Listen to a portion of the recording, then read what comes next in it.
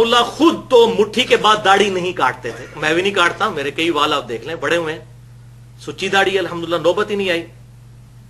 خود نہیں کاٹتے تھے, لیکن مٹھی کے بعد داڑھی کاٹنے کے جواز پر فتویٰ دیتے تھے اور اجماع صحابہ سمجھتے تھے, اور بالکل ٹھیک ہے, کیونکہ دو ہی صحابی ہیں داڑھی بڑھانے کی روایت کرنے والے, سیدنا عبداللہ ابن عمر اور سیدنا ابو ہریرہ رضی اللہ تعالیٰ عنہما, اور دونوں مٹھی کے بعد داڑھی کاٹا کرتے تھے. اور یہ پیٹ اصول ہے محدثین کا کہ راوی حدیث اپنی حدیث کو سب سے بہتر سمجھتا ہے. یہ سوال کو ایک تو میں نے اڑایا تھا, یہ پھر سوال لکھا گیا ہے. تو مٹھی کے بعد داڑھی کاٹنا کیسا ہے بھائی؟ یہ صحابہ کرام سے ثابت ہے, صحابہ عبداللہ بن عمر رضی اللہ تعالیٰ کو صحابہ کرام سے, تو یہ جائز ہے. اگر کسی کو دل نہیں مانتا تو مرضی کرے, نہ کاٹنا بہتر ہے. کینچی ہم تو نہیں لگاتے, لیکن کوئی اگر ایک مٹھی سے زیادہ کاٹ لیتا ہے تو صحابہ کے آثار کی وجہ سے جائز ہے, اور صحابہ یہ راویان حدیث میں سے تھے عبداللہ بن عمر رضی اللہ عنہ. اور یہاں پر دو موقف ہیں. ایک موقف ہے کہ کینچی لگانا حرام ہے, یہ ہندوستان کے اس 100 سال 14ویں صدی کے علماء نے یہ مسئلہ بنایا ہے, یہ پہلے کوئی مسئلہ نہیں تھا. ایک مسئلہ یہ ہے کہ ایک مٹھی سے زیادہ کاٹنا واجب ہے, یہ مسئلہ شیخ البانی نے بنایا ہے, یہ پہلے بھی کوئی نہیں. یہ دونوں مسئلے غلط ہیں, شیخ البانی کا بھی اور یہ ہمارے کچھ استادوں کا بھی. صحیح مسئلہ یہ ہے کہ جائز ہے کوئی کاٹ لیتا ہے ایک مٹھی سے زیادہ, اور نہ کاٹے یہ بہتر ہے. اور اگر وہ تھوڑی تھوڑی اس کی ہے تو بھی فاسق ہے. اگر ایک مٹھی سے زیادہ کٹاتا ہے تو پھر نماز ہو جاتی ہے. یہ مسئلہ اجتہادی ہے, صحابہ کرام ثابت ہے, فاسق فاجر نہیں ہوتا. صحابہ سے ثابت ہے, ہاں صحابہ کرام سے ثابت ہے, تابعین سے بھی ثابت ہے, اور بغیر اختلاف کے ثابت ہے. کسی ایک نے انکار نہیں کیا. میں کہتا ہوں اجماع ہے, یہ اجماع ہے. اس بارے میں یہ دو موقف غلط ہے. ایک ہمارے استاد جو ہے نا, میرے کئی استاد ارے حدیث علماء جو کہتے ہیں داڑھی کو کینچی لگانا حرام ہے, یہ بھی غلط ہے. اور شیخ البانی جو کہتے ہیں کہ ایک مٹھی سے کاٹنا واجب ہے ضروری, یہ دونوں غلط ہے. بہتر یہ کینچی نہ لگائے, اگر کوئی لگا لیتا ہے ایک مٹھی سے زیادہ تو جائز ہے. تو شیخ صاحب قائل تھے اس بات کے, اگرچہ وہ ایک بات کہتے تھے کہ مٹھی کے بعد داڑھی نہ کاٹنا افضل ہے, خود نہیں وہ کاٹتے تھے, میں بھی نہیں کاٹتا, بل اس معاملے میں مجھے ان سے اختلاف ہے. میں یہ کہتا ہوں جو یہ سمجھتا ہے کہ نبی صلی اللہ علیہ وسلم نے نہیں کاٹی اس لیے میں نہیں کاٹتا, اس کے لیے وہ افضل ہے. اور جو یہ سمجھتا ہے, جو میں نے ثابت کیا ہے پوری گفتگو میں, کہ عبداللہ بن عمر اس لیے داڑھی مٹھی کے بعد کاٹتے تھے کہ نبی صلی اللہ علیہ وسلم کی قدرتاً ہی مٹھی داڑھی تھی, سینے کے ابتدائی حصے تک, نحر تک تھی. جو شمائل ترمذی میں دنیا میں ایک ہی حدیث ہے, اس میں نحر کے الفاظ ہیں, تو نحر تک مٹھی بنتی ہے. اور شیخ صاحب کو جب میں نے فون پہ بتایا, کہتے ہیں علی بھائی اتنا بڑی چیز آپ نے ایکسپلور کر دی ہے. میں پریشان تھا کہ عبداللہ بن عمر کیوں مٹھی کے بعد داڑھی کاٹتے تھے. اچھا وہ پھر حضور کی نقل اتارتے ہوں گے کہ میری داڑھی حضور سے لمبی نہیں ہونی چاہیے. میں نے کہا شیخ صاحب یہی تو بات میں بتا رہا ہوں. کہتے ہیں یہ بہت زبردست بات آپ نے ایکسپلور کی ہے, بڑی انہوں نے الحمدللہ میری تائید کی اس حوالے سے. اور میں نے اس پہ پورا لیکچر دیا ہے مسئلہ نمبر 33 کے نام سے, داڑھی کی اہمیت اور اس کی مقدار کے صحیح احکام و مسائل. 1 گھنٹے کی گفتگو ہے داڑھی کے حوالے سے, الحمدللہ ایک ایکسکلوسو وہ لیکچر ہے اس حوالے سے. بہرحال شیخ البانی کا نظریہ جو ہے وہ بہت سخت ہے. وہ کہتے ہیں مٹھی کے بعد داڑھی رکھنا حرام ہے. اب لینا اپنے بزرگوں کی بھی خبر, زبیر لیزئی صاحب کے تو سارے پیچھے پڑ گئے کہ انہوں نے کہا جائز ہے. تو شیخ البانی جو مفتی اعظم سعودی عرب, محدث اعظم سعودی عرب رہے ہیں, وہ تو کہتے ہیں مٹھی کے بعد داڑھی کاٹنا واجب ہے. ان کی نیٹ پہ تصویریں رکھی ہیں, مجھ سے چھوٹی داڑھی ہے ان کی, جو کہتے ہیں البانی رحمہ اللہ. تو ان کا تو یہ موقف تھا, تو وہ دوسری ایکسٹریم پہ چلے گئے. تو درمیان کا راستہ وہی ہے جو شیخ صاحب نے الحمدللہ اس حوالے سے اختیار کیا. اور یہاں پہ میں کڑوی بات کر دوں, مٹھی کے بعد داڑھی تو نہیں کاٹتے, پھر داڑھی کو گرا دینی شروع کر دیتے ہیں ایسے ایسے تاکہ چھوٹی نظر. ہمارے جیل میں کتنے علماء ہیں, ان کی داڑھی اگر کھولی جائے نا تو ناف سے نیچے جاتی ہے, وہ ساری انہوں نے اندر لپیٹی ہوتی ہے. تو یہ یاد رکھیے گا بھائیو, سنن نبی داؤد میں انٹرنیشنل نمبر کے مطابق 36 نمبر حدیث ہے, اور مشکات میں 351 نمبر حدیث ہے, سنن نسائی میں موجود ہے. شیخ البانی بھی صحیح کہتے ہیں, شیخ زبیر لیزئی صاحب بھی اس پہ صحت کا حکم مشکات میں لگایا 351 نمبر حدیث پہ, کہ آپ صلی اللہ علیہ وسلم نے ارشاد فرمایا محمد صلی اللہ علیہ وسلم اس سے بری ہیں جو اپنی داڑھی کو گرا لگاتا ہے. یہ گرا ہی ہے نا جی, گرا یہ نہیں ہے کہ جیسے آپ نے اس طرح گرا لگانی ہے, گرا مراد ہے اس طریقے سے کٹھی کرنا, ایسے ایسے کر کے, یہ معاذ اللہ استغفر اللہ. تو اس سے بہتر آپ مٹھی کے بعد کاٹ لیں. اس پہ تو نص موجود ہے کہ یہ حرام ہے, اور وہاں الحمدللہ صحابہ کا اجماع موجود ہے. اور شیخ صاحب کے الفاظ ہیں ویڈیو میں, اجماع ہے, واقعی اجماع ہے. جب صحابہ کی مخالفت نہیں آئے گی تو اجماع تصور ہوگا.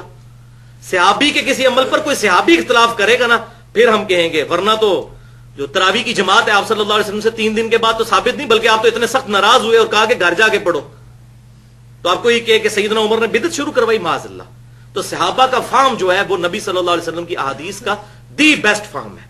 تو اکثر شیخ صاحب ایک جملہ بولتے تھے کہ 14ویں صدی کے علماء کا فہم نہیں ماننا، صحابہ تابعین اور تبع تابعین کا فہم ماننا ہے. الحمدللہ. تو صحیح بخاری اور مسلم کی متفق علیہ حدیث ہے کہ امام کائنات صلی اللہ علیہ وسلم نے فرمایا کہ داڑھیوں کو معافی دو، واعفوا اللحا، داڑھیوں کو معافی دو اور مونچھیں پست کرو اور مشرکین کی مخالفت کرو. یہ حدیث نمبر ہے 5892. نمبر میں اس لیے ساتھ بتا رہا ہوں انٹرنیشنل کیونکہ یہ کریٹیکل ہے.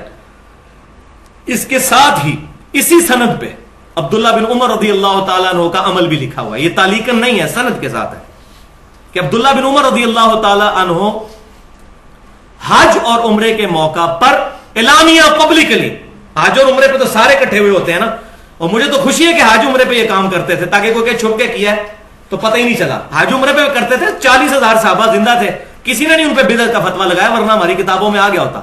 حج اور عمرے کے موقع پر وہ مٹھی کے بعد داڑھی یوں مٹھی پکڑتے داڑھی کی اور مٹھی کے بعد داڑھی کاٹ دیتے. آپ یہ نہ سمجھے میں کاٹتا ہوں الحمدللہ میری سچی داڑھی ہے، مجھے ضرورت ہی نہیں کاٹنے کی. 34 سال کی عمر میں بھی داڑھی اتنی ہے کہ سچی داڑھی الحمدللہ. بال جو ہیں وہ مٹھی سے بڑے ہوئے ہیں، یہ دیکھ لیں کتنے بڑے ہوئے ہیں، لیکن ضرورت نہیں پڑتی کاٹنے کی. اگر کوئی ایسی داڑھی ہو کہ جس کو دیکھ کے لوگ گھن کھائیں تو اس میں تو میں ضرور کاٹتا، پھر اس کو سنت کے مطابق کرتا، تاکہ داڑھی کی عظمت لوگوں کے دلوں میں یہ نہیں ہے کہ ایک پوچھل یہاں سے لٹکی ہوئی ہے اور پاکی پلیتی کا دھیان کرنا بھی مشکل ہو گیا ہے. یہ داڑھی سے نفرت دلانے والی بات ہے، یہ صرف بے سمجھی ہے. وہ آگے آ جائیں گی حدیثیں. آج تو میں یہ بھی کلیئر کروں گا کہ حضور کی اپنی داڑھی کتنی تھی. جو جھوٹ بولا جاتا ہے کہ سینہ تک بڑھتی تھی، وہ بھی آج آ جائے گا انشاءاللہ تعالی. تو حج اور عمرے کے موقع پر وہ یہ کام کرتے تھے، کاٹ دیتے تھے. اور مٹھی یہ ہوگی، یہ بات جدید مولویوں نے کہا جی مٹھی یہ ہے. یہ مٹھی بھائی میرے، یہ مٹھی بہت بعد میں آئی ہے، ایسے 200-250 سال پہلے کہ 2 مٹھیاں جوڑی جائیں تو 1 فٹ بنتا ہے. یہ ڈکشنری کی مٹھی بعد میں آئی ہے. یہ صحابہ کے فرشتوں کو بھی نہیں پتا کہ یہ مٹھی بعد میں کسی نے بنانی ہے. یہ مٹھی نہیں ہے. مٹھی میں داڑھی پکڑتے ہیں، جب پکڑنا ہے تو ایسے کر کے پکڑنا ہے، یوں یہ پکڑنا ہے، یہ پکڑ کے وہ کاٹا کرتے تھے. یہ صحیح بخاری میں موجود ہے حج اور عمرے کے موقع. اب ہم فنیٹک بھی نہیں ہیں. ایک ضعیف حدیث موجود ہے جامعہ ترمذی میں کہ نبی صلی اللہ علیہ وسلم اپنے طول سے داڑھی کو کاٹتے تھے اور عرض سے بھی کاٹ کے داڑھی کو چھوٹا کیا کرتے تھے. لیکن حدیث ضعیف ہے، ترمذی میں ہے.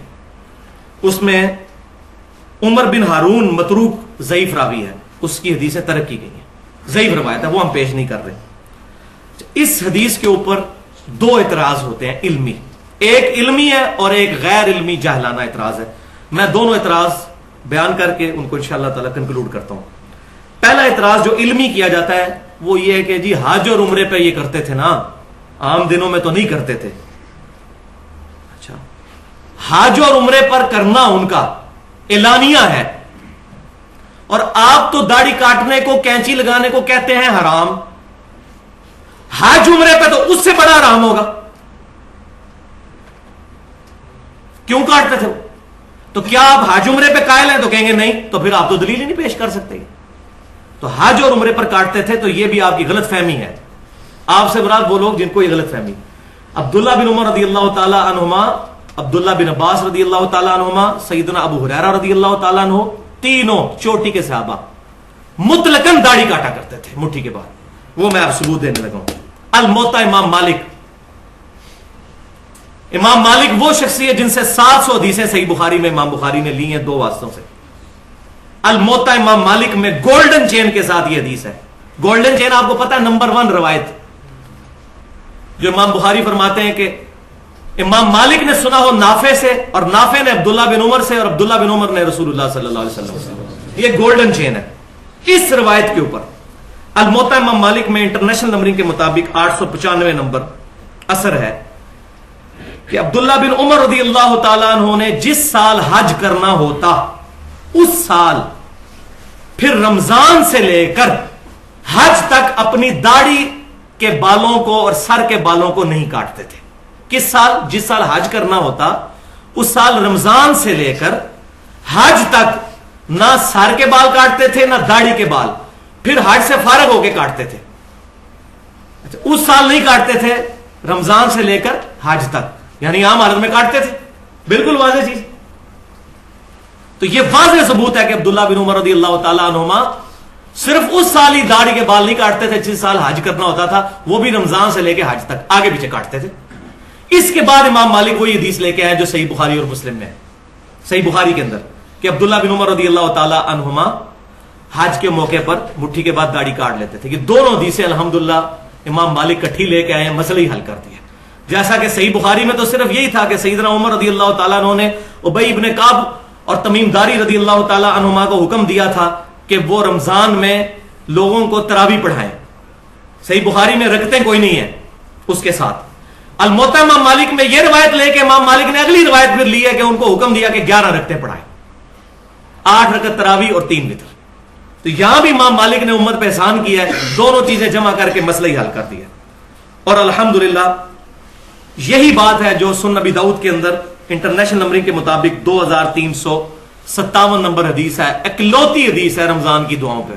اس کے علاوہ رمضان کی کوئی دعا ثابت نہیں ہے صحیح سند کے ساتھ، یہ اکلوتی حدیث ہے کہ عبداللہ بن عمر رضی اللہ تعالی عنہما رمضان میں جب روزہ افطار کرتے تو پڑھتے ذهب الظمأ وابتلت العروق وثبت الاجر انشاءاللہ۔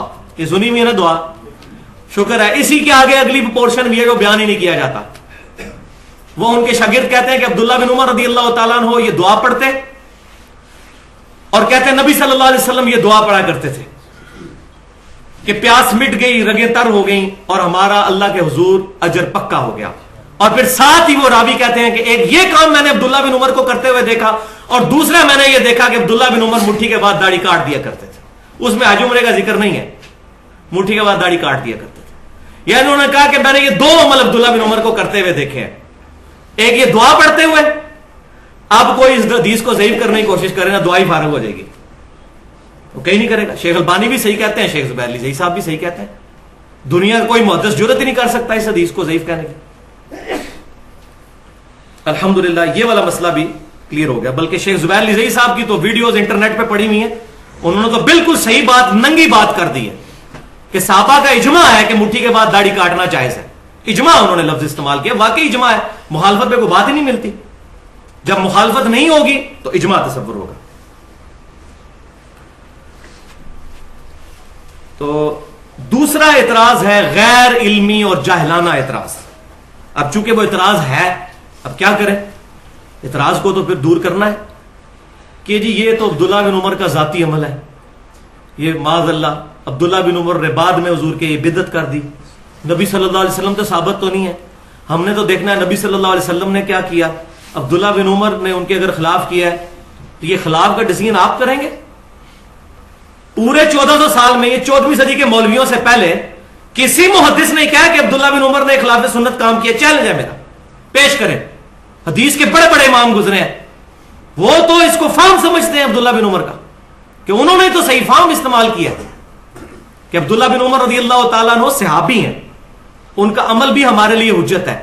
ہاں اگر ان کا عمل نبی صلی اللہ علیہ وسلم سے ٹکرائے گا اور باقی صحابہ بھی یہ بات کہہ دیں گے کہ یہ عمل ان کے خلاف ہے تب ہوگا، ورنہ آ جائے پھر میدان میں پھکی بھی لے لیں۔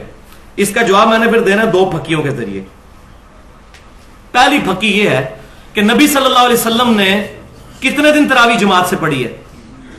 3 دن، صحیح بخاری اور مسلم میں تمام ذخیرہ حدیث میں موجود ہے۔ اب جو چوتھے دن پڑھے گا وہ نبی صلی اللہ علیہ وسلم کی سنت پہ تو عمل نہیں کر رہا، لہٰذا سعودی عرب میں، مکہ مدینہ میں بھی یہ 3 دن کے بعد تراویحیں ختم کروائی جائیں، پاکستان میں بھی ختم کروا دی جائیں، کیونکہ نبی صلی اللہ علیہ وسلم تو ثابت نہیں ہے۔ اور نہیں جی حضرت عمر نے، وہ ابو بکر صدیق سے بھی ثابت نہیں رضی اللہ تعالیٰ، حضرت عمر کے بھی شروع کے سالوں میں نہیں ہے، وہ صحیح بخاری اور مسلم میں موجود ہے، کچھ سال گزرنے کے بعد انہوں نے یہ کام شروع کیا۔ نہیں جی حضرت عمر، تو حضرت عمر کدھر آ گئے جی بیچ میں؟ آپ حضرت عمر کے جا کے آپ دامن میں پناہ لے رہے ہیں۔ اب کہاں گیا مسئلہ کہ نبی صلی اللہ علیہ وسلم کا عمل ہم نے دیکھنا ہے تو بند کروائیں۔ جو چندے اکٹھے کرتے ہیں رمضان کے اندر 27 دن چندے اکٹھے کرنے ہوتے ہیں نا، تو بند کروائیں، 3 دن کے بعد تراویح تالا لگائیں مسجدوں کو، فرض نماز کے بعد بند کروائیں۔ انہیں جی صحابہ کا عمل ہے۔ اور بھائی اب آپ کو بات سمجھ آئے گی کہ صحابہ کرام کا اگر اجماع ہو جائے اور صحابہ میں اختلاف نہ پایا جاتا ہو، وہ عمل اسی طریقے سے حجت ہے جس طرح کہ نبی صلی اللہ علیہ وسلم کا اپنا عمل ہے۔ کسی بھی صحیح حدیث سے یہ ثابت نہیں کہ نبی صلی اللہ علیہ وسلم نے ظہر کی 4 رکعتیں ایک سلام سے پڑھی ہوں، آپ 2 سلام سے پڑھتے تھے، 2 الگ 2 الگ۔ یہ صحابہ سے ثابت ہے ایک سلام سے پڑھنا، ہم اسی لیے جائز سمجھتے ہیں۔ کوئی نہیں کہتا کہ جی حضور سے ٹکرا رہا ہے لہذا آپ 2 کر کے پڑھیں لادہ سے، وہ بھی افضل ہے، یہ بھی جائز ہے. تو یہ مسئلہ سمجھیں، غیر مقلد نہ بنے، نہ مقلد بنے نہ غیر مقلد بنے، متبع سنت بنے. غیر مقلد تو منکرین حدیث بھی ہیں جو اپنی مرضی سے رزلٹ نکالتے ہیں. غیر مقلد تو غلام پرویز بھی تھا جو اپنی مرضی سے رزلٹ نکالتا تھا. سر سید احمد خان دین کا جنازہ نکالا ان لوگوں نے. غیر مقلد تو وہ بھی تھے. نہ مقلد نہ غیر مقلد، متبع سنت اور سلف کے منہج پر کتاب و سنت کو سمجھے. تو یہ تو ہوگی پہلی پھکی. اب دوسری پھکی ہے، یہ ہے وہ خطرناک پھکی جس کی وجہ سے الحمدللہ سارے علماء کا ہاضمہ جو ہے وہ صحیح ہو چکا ہے جب سے یہ حدیث میں نے نکالی ہے باہر. الحمدللہ بڑے بڑے علماء کی زبانیں بند ہو گئی ہیں اس کی وجہ سے. اب تو ڈرتے ہیں اس مسئلے کو ہاتھ ڈالتے ہوئے. یہ حدیث، یہ میں کوئی علماء کی توہین نہیں کر رہا، نہ میں کوئی نئی چیز پہ، اگر میں نے کوئی حدیث گاڑ لی ہے خود تو پھر بھائی علم کسی کی وراثت نہیں ہے. ذالک فضل اللہ یؤتی من یشاء، اللہ تعالیٰ جس کو عطا فرماتا ہے. یہ پھکی نمبر 2 یہ ہے کہ رسول اللہ صلی اللہ علیہ وسلم کی اپنی داڑھی کتنی تھی. عبداللہ بن عمر پہ حملہ ہوا ہے تو ہم تو دفاع کریں گے. عبداللہ بن عمر کو فتح مکہ کے موقع پہ تو مسلمان نہیں ہوئے، یہ تو سابقون الاولون ہے، ہم تو دفاع کریں گے ان کا کہ عبداللہ بن عمر رضی اللہ تعالیٰ عنہ پر غلط ایلیگیشن لگائی گئی. تو اب یہ مسئلہ سن لیجئے کہ عبداللہ بن عمر رضی اللہ تعالیٰ عنہما پر جو یہ ایلیگیشن لگی، عبداللہ بن عمر رضی اللہ تعالیٰ عنہما کیوں مٹھی کے بعد داڑھی کو کاٹا کرتے تھے، یہ مسئلہ اب آپ سمجھ لیں اس کی وجہ کیا ہے. یہ علماء کو سمجھ نہیں آتی تھی کہ یار اتنا تقوی کا پہاڑ یہ کام کیوں کرتا تھا. یہ مسئلہ الحمدللہ اس حدیث نے حل کیا جو ایک ہی اکلوتی حدیث ہے ذخیرہ حدیث میں، جس کا غلط ترجمہ پبلک میں چل رہا ہے. حضور کی داڑھی سینہ بھرتی تھی، حضور کی داڑھی سینہ بھرتی تھی، معاذ اللہ استغفر اللہ. اتنا بڑا جھوٹ نبی صلی اللہ علیہ وسلم پر باندھا جاتا ہے. وہ حدیث کا ترجمہ ہی غلط کرتے ہیں. وہ حدیث میں آپ کو بتاتا ہوں کہاں پہ موجود ہے. ایک ہی حدیث ہے دنیا میں جس میں نبی صلی اللہ علیہ وسلم کی داڑھی کی حید بتائی گئی ہے، اور وہ حدیث ہے شمائل ترمذی کے اندر. امام ابو عیسیٰ محمد بن عیسیٰ ترمذی رحمۃ اللہ علیہ المتوفى 279 ہجری، 417 احادیث کا مجموعہ انہوں نے شمائل ترمذی جمع فرمایا، جس کے اندر انہوں نے نبی صلی اللہ علیہ وسلم کے گیٹ اپ سے متعلق احادیث جمع کی ہیں. آپ صلی اللہ علیہ وسلم کی داڑھی مبارک کیسی تھی، بال مبارک کیسے تھے، لباس مبارک کیسا تھا، پگڑی کس کس کلر کی استعمال کرتے تھے، رہن سہن کیسا تھا. شمائل ترمذی اس میں انٹرنیشنل نمبرنگ کے مطابق 412 نمبر حدیث ہے، آخری چیپٹر میں، جس چیپٹر کا نام ہے نبی صلی اللہ علیہ وسلم کو خواب میں دیکھنے کا بیان. اور الحمدللہ دارالسلام والوں نے اس حدیث کا ترجمہ بھی چھاپ دیا ہے. کتاب کا نام ہے آنہ جمال نبوت صلی اللہ علیہ وسلم. یہ دارالسلام سے آپ کتاب لے لیں. اہل حدیث کے بہت بڑے تھم پاکستان کے اندر، شیخ الحدیث حافظ عبدالستار حماد، ان کا ترجمہ ہے، دارالسلام نے چھاپا ہے. یہ حدیث انہوں نے اس میں لی ہے. ترجمہ میں ان کا بیان کروں گا تاکہ مسئلہ حل ہو جائے، کسی کو اختلاف نہ رہے. حدیث کیا ہے کہ یزید الفارسی رحمت اللہ علیہ جو مصحف لکھا کرتے تھے، شمائل ترمذی میں یہ روایت یہاں سے شروع ہوتی ہے. وہ ایک دن عبداللہ بن عباس رضی اللہ تعالیٰ عنہ کے پاس آئے اور کہنے لگے کہ میں نے نبی صلی اللہ علیہ وسلم کو خواب میں دیکھا ہے. تو عبداللہ بن عباس رضی اللہ تعالیٰ عنہ نے فوراً فرمایا کہ بیان کرو، کیونکہ میں نے نبی صلی اللہ علیہ وسلم سے یہ بات سنی. اور کیا سنا؟ وہ بخاری اور مسلم میں بھی ہے کہ جس نے خواب میں مجھے دیکھا اس نے مجھے کو دیکھا. میری شکل میں شیطان نہیں آ سکتا جو میری شکل اپنی ہے. تو اس تابعی نے پھر وہ ڈیٹیل سے خواب بیان کی اپنی. اس خواب کے اینڈ پہ عبداللہ بن عباس رضی اللہ تعالیٰ عنہما نے مور لگائی اور فرمایا کہ جو تو نے خواب بیان کیا اگر تو اپنی زندگی میں بھی نبی صلی اللہ علیہ وسلم کو دیکھتا تو اس سے مختلف نہ پاتا. ایگزیکٹ یہی حلیہ نبی صلی اللہ علیہ وسلم کا تھا. یہ وہ حدیث ہے جس کی وجہ سے وہ داڑھی والے مسئلے میں کہتے ہیں سینہ بھرتی تھی. وہ ترجمہ غلط کرتے ہیں. ترجمہ انہوں نے صحیح کیا دارالسلام والوں نے الحمدللہ. وہ حدیث میں بیان کرتا ہوں. انہوں نے کیا کہا؟ انہوں نے کہا کہ میں نے نبی صلی اللہ علیہ وسلم کو دیکھا. آپ کا قد مبارک نہ بہت لمبا تھا نہ بہت چھوٹا بلکہ درمیانہ تھا. آپ صلی اللہ علیہ وسلم کا رنگ مبارک نہ بہت سفید تھا نہ بہت سیاہ تھا بلکہ گندمی مائل سفید تھا اور سرخ تھا. اور آپ صلی اللہ علیہ وآلہ وسلم کی آنکھیں مبارک سرمگی تھیں. آپ صلی اللہ علیہ وسلم کا چہرہ مبارک خوبصورت اور گول تھا. آپ صلی اللہ علیہ وآلہ وسلم کی داڑھی مبارک انتہائی گھنی اور پورے چہرے پر پھیلی ہوئی تھی اور سینے کے اس حصے تک تھی جس کو نحر کہتے ہیں. کہ نحر عربی زبان کا لفظ وہاں نحر. جائیں عربی کی ڈکشنری کھولیں, نہر کسے کہتے ہیں؟ نہر کہتے ہیں اس ہڈی کو جو یہ ہڈی یہاں سے شروع ہو کے شولڈر تک جاتی ہے, اس تک. یہ نہر آپ کرتے ہیں نا اونٹ کو بھی, تو نہر یہاں کرتے ہیں, اس کو پیٹ میں چلاتے ہیں, سینے میں, گردن میں. گردن کا وہ حصہ جو سینے سے ملا ہوتا ہے اس کو عربی زبان میں نہر کہتے ہیں. نہر یعنی نبی صلی اللہ علیہ وسلم کی داڑھی یہاں تک تھی, سینے پر تھی, اس حصے تک جس کو نہر کہتے ہیں. میری بھی تقریباً ادھر تک پہنچ چکی ہے نہر. یہ نرم حصہ جہاں سے ختم ہوتا ہے اور یہ ہڈی شروع ہوتی ہے, یہ نہر. نہر. اور الحمدللہ ترجمہ دارالاسلام نے بالکل صحیح کیا ہے کہ نبی صلی اللہ علیہ وسلم کی داڑھی مبارک گنجان, چہرہ مبارک کا احاطہ کیے ہوئے اور سینے کے ابتدائی حصے پر پھیلی ہوئی تھی. سینے کے ابتدائی حصے, یہاں سے سینہ شروع ہوتا ہے, ناف تک رہتا ہے سینہ, یہ ابتدائی حصہ ہے, آخری حصہ ناف ہے, یہاں تک پھیلی تھی. اللہ تعالیٰ جزائے خیر دے, بالکل صحیح ترجمہ کیا. جا کے ڈکشنری دیکھ لیں نہر.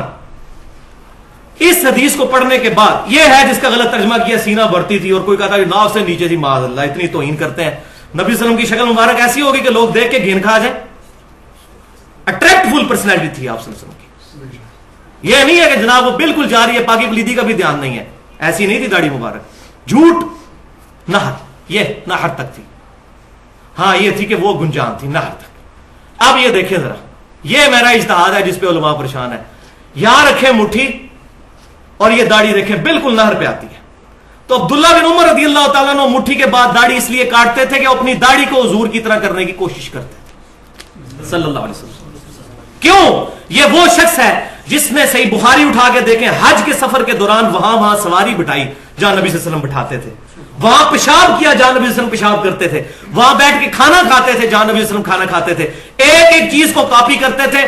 اسی طریقے سے وہ داڑھی کو بھی کاپی کرتے تھے کہ میری داڑھی نبی صلی اللہ علیہ وسلم کی طرح نظر آنی چاہیے, اس لیے وہ مٹھی کے بعد داڑھی کاٹ دیا کرتے تھے. الحمدللہ یہ صدیوں سے مسئلہ جو تھا یہ ریزالو ہوا ہمارے اس اجتہاد کے ساتھ, اور الحمدللہ یہ جب چیز سامنے آئی ہے اب کسی کی جرت نہیں کہ اس کا کوئی علمی جواب دے سکے. الحمدللہ. تو لیکن یہ فرقہ واریت سے بالا تر ہو کر چیزوں کو سننا چاہیے. داڑھی کو مذاق نہ بنائیں. میں نہیں کاٹتا مٹھی کے بعد, دیکھ لیں میرے بات, لیکن میں مسئلہ غلط, میں پینٹ نہیں پہنتا لیکن جائز سمجھتا ہوں اس کو. اپنا کرنا نہ کرنا اور چیز ہے, لیکن شرعی فتویٰ نہیں لگے گا. لہذا یہاں پہ یہ بات یاد رکھیں کہ دونوں موقف ایکسٹریم پہ ہیں. پینڈولم کی دو ایکسٹریم ہے. ایک شیخ البانی کا موقف ہے. شیخ البانی یہ کہتے ہیں کہ مٹھی کے بعد داڑھی کاٹنا واجب ہے, جو کاٹتا نہیں وہ حرام کا مرتکب ہے. آپ انٹرنیٹ پہ شیخ البانی کی تصویریں پڑی ہوئی ہیں, میرے سے بھی چھوٹی داڑھی تھی ان کی. جو صحیح الالبانی, حسن الالبانی, البانی سارے کر رہے ہوتے ہیں پاکستان میں, ان کی اپنی داڑھی کتنی تھی ذرا دیکھیں. اور وہ کوئی شاگرد جس کی داڑھی لمبی ہوتی تھی مٹھی کے بعد پکڑ کے وہ ضرور کٹوا دیا کرتے تھے اور کہتے تھے واجب ہے کاٹنا. یہ ایک ایکسٹریم ہے, میں نہیں اس کو صحیح سمجھتا. دوسری ایکسٹریم وہ ہے جو 14ویں اور 15ویں صدی کے پاکستانی مولویوں کی, انڈیا کے مولویوں کی ہے, جو کسی سے بھی نہیں ثابت, پہلے 1400 سال میں کسی سے نہیں ثابت کہ جی مٹھی کے بعد داڑھی کاٹنا حرام ہے. کسی نے نہیں لکھا. یہ 14ویں صدی کی پیداوار ہے مسئلہ. ہے تو نکالیں. اچھا جی وہ کہتے ہیں جی آپ نکالیں سلف سے ثابت ہو کاٹنا, تو عبداللہ بن عمر سے بڑا سلف کون ہے بھائی؟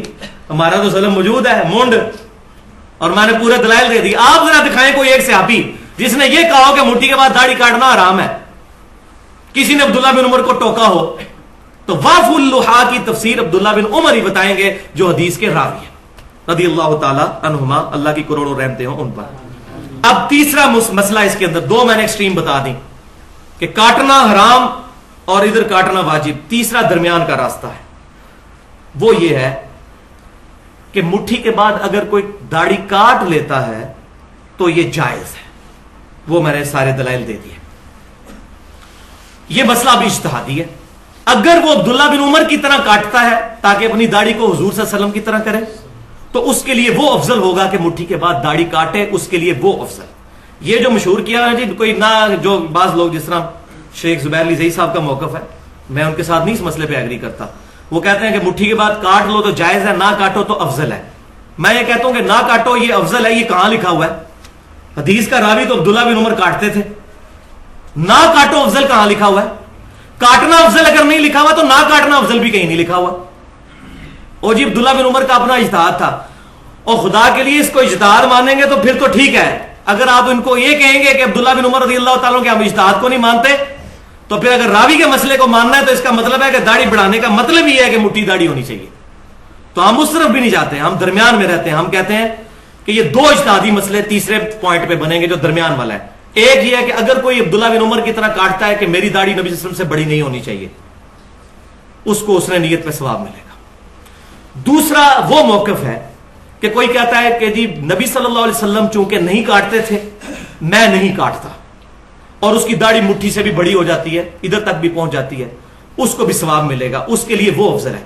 काटने वाले के लिए भी अफजल है, ये नियत पे डिपेंड करता है। दलील दोनों के पास कोई नहीं है। दलील अगर किसी की मजबूत है वो काटने वाले की है, अगर आप अब्दुल्ला बिन उमर वाले मसले में जाएं तो।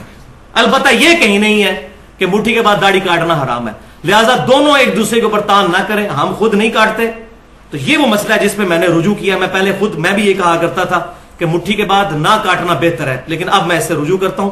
मेरा मौकफ ये तमाम दलाइल के बाद ये है कि मुट्ठी के बाद ना काटना बेहतर उसके लिए है जो ये समझता है कि नबी सल्लल्लाहु अलैहि वसल्लम ने नहीं काटी, और मुट्ठी के बाद काटना बेहतर उसके लिए है और अफजल है उसके लिए जो अपनी दाढ़ी को नबी सल्लल्लाहु अलैहि वसल्लम की तरह करने की कोशिश करता है, और जिसमें हमारे सलफ हैं अब्दुल्ला बिन उमर रज़ियल्लाहु ताला अन्हुमा। तो मैंने ये बता दिया, पहले भी मैं बता चुका हूं, मैं दोबारा रिपीट कर देता हूं।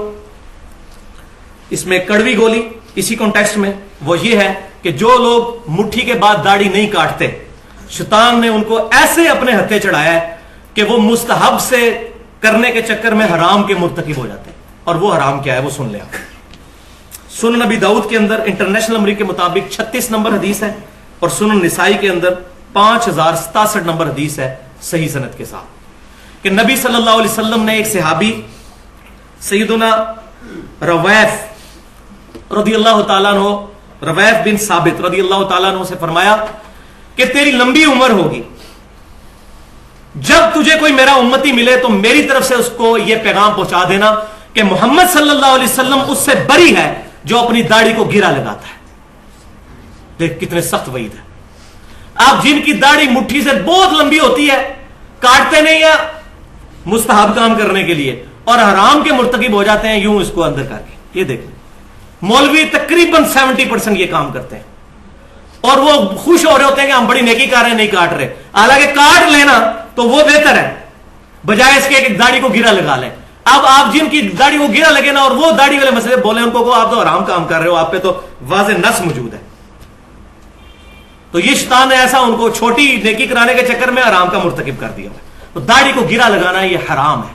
तो अगर आप ये दाढ़ी को गिरा क्यों लगा रहे हैं, वो खुद भी चाहते हैं कि दाढ़ी खूबसूरत नजर आए, ठीक है, यही तो हम कहते हैं भाई। अब ये नहीं है किसी की ये पूछल लमकी हुई है इधर और वो इस तरह ही छोड़ देता है, बराबर कर लें यार, मुट्ठी से ज्यादा रख लें लेकिन दाढ़ी बराबर तो रखें। ऐसी दाढ़ी ना होगा देख के लोग घिन खा जाएंगे, ये पता नहीं कौन बंदा आ गया। लेकिन इसमें यह भी बात याद रखिए, जो लोग बावजूद इसके ये काम नहीं करते उनके बारे में भी नफरत दिल में ना रखें। देखें आज के दौर में इतनी लंबी दाढ़ी रखना बहुत हिम्मत का काम है, और ये कहना ये खारजियों वाली शक्ल बनाई हुई है, ये भी बहुत जुल्म है। देखें ये जो कुछ उन्होंने किया उनके पीछे भी मोहब्बत कार फरमा है। उन बेचारों को पता नहीं, इल्मी कमजोरी है, कोई चीज उनको बता दें ऐसा तरीके के साथ, लेकिन बदगुमानी ना करें। अब आप सुन लीजिए कि मुसन्नफ इब्न अबी शैबा में 38,000 सहाबा के अकवाल और अहदीस का मजमुआ, दुनिया का सबसे बड़ा। उसमें किन किन सहाबा के बारे में है कि मुट्ठी के बाद दाढ़ी काटते थे?